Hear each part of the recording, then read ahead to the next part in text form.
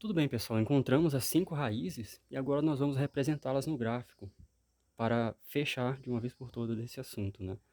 Primeiramente, nós vimos que existem ângulos maiores do que o outro, né?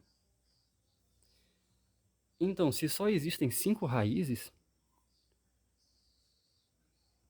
e colocando aqui, fazendo as contas, se vocês fizerem o delta θ, né? A diferença de ângulo, esse ângulo menos esse, né? Ou o seguinte, na ordem, né?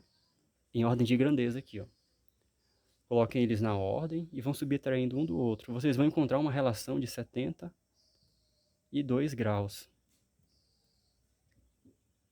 72 graus de diferença de um para o outro. Como é que eu fiz isso, né? Bem, é o seguinte, eu fiz a relação radianos com graus. Então, ó, 360 graus sobre 2π radianos vai dar minha constante, né? E aí eu vou multiplicar por quem? No caso, esse ângulo é o próximo desse, né? Então ficaria 3π sobre 5 menos π sobre 5, certo? Então eu fiz apenas isso, né? Fiz qual é a variação de ângulo entre uma resposta e a outra, né? Na sequência, e multipliquei pela relação graus por radiano.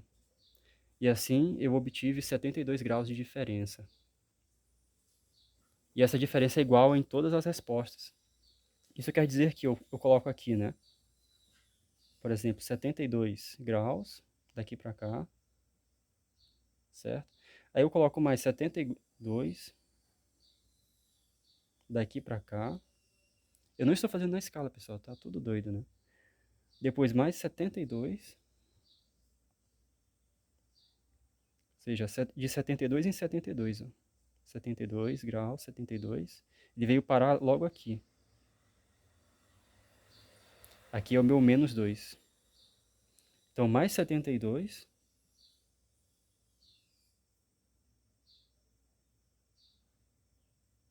e mais 72.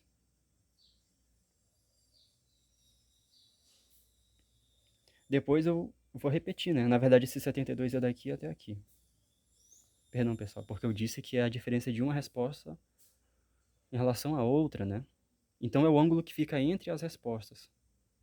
E no final das contas, todos eles têm a amplitude 2, né? Ou seja, o vetor de tamanho 2.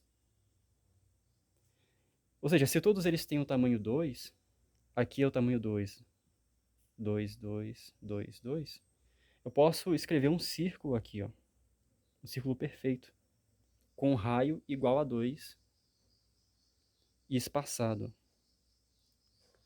Então, observe que a cada resposta que eu ia encontrando somando 2π, veja o vídeo anterior, na verdade aqui eu espaçava 72 graus entre uma resposta e outra, mantendo o tamanho do vetor. Olha só que interessante. Então, se eu cheguei aqui, né, eu comecei com essa resposta, fui somando, fui somando, fui somando, chegando aqui mais 72, eu vou acabar repetindo essa resposta aqui. Então, isso quer dizer que nós temos 5 respostas no total. Por quê? Porque eu vou dividir o grau do meu polinômio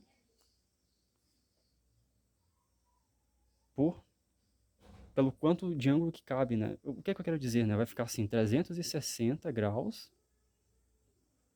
sobre 5, porque é o grau do meu polinômio, né? E aí eu vou obter o espaçamento de 72 graus de um para o outro. Porque é o tanto que cabe. Na verdade, assim, a fórmula ficaria diferente, né?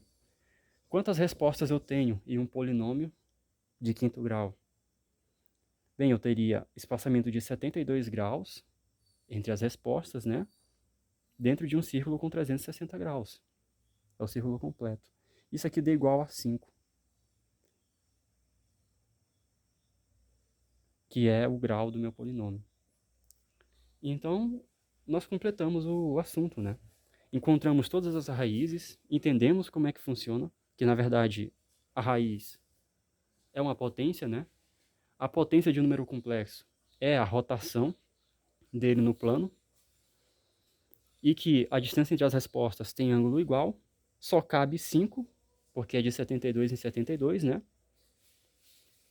E 5 também é o grau do polinômio. Então daí veio, né, o teorema fundamental da álgebra. Ao menos é o que eu acho, né? Tudo se encaixa, tudo fez sentido, né? E tudo isso, pessoal, todo esse estudo foi no aprofundamento disso aqui. Uma simples coisa do fundamental, né? Raiz quadrada de um número. Fundamental não, né? Do médio, né? Só lá no médio que a gente vai ver raiz quadrada de número negativo.